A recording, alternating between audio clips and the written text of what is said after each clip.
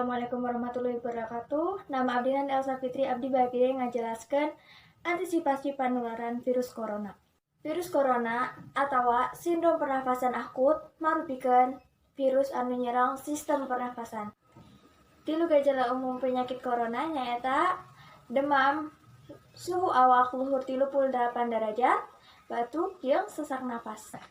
Hiji jalma tiasa nampi COVID-19 liwat sababaraha cara nyaeta kena cairan tina penderita COVID-19, tahan sungut atawa irung tanpa ngubah leungeun heula saatos nyabak hiji barang anu kapangaruhan penderita COVID-19. Hubungan deukeut sareng jalma anu nganggo COVID-19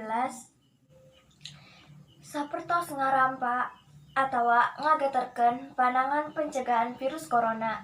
Dugi ka ayeuna henteu aya vaksin pikeun nyegah infeksi virus corona atawa COVID-19. Ku kituna metode pencegahan anu sae nyaeta pikeun nyingkahan faktor anu tiasa nyababkeun anjeun kainfeksi virus ieu.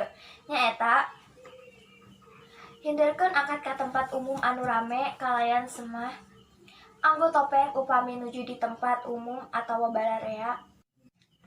Ngumbah leungeun anjeun secara teratur kalayan sabun sareng cai atau hand sanitizer anu ngandung sahanteuna 60% alkohol saatos ngalakukeun kegiatan di luar bumi atau di tempat umum.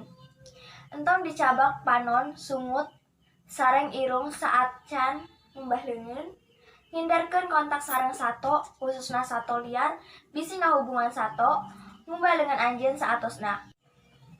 Masak daging dugi kaparantos dimasak, sarta acan konsumsi.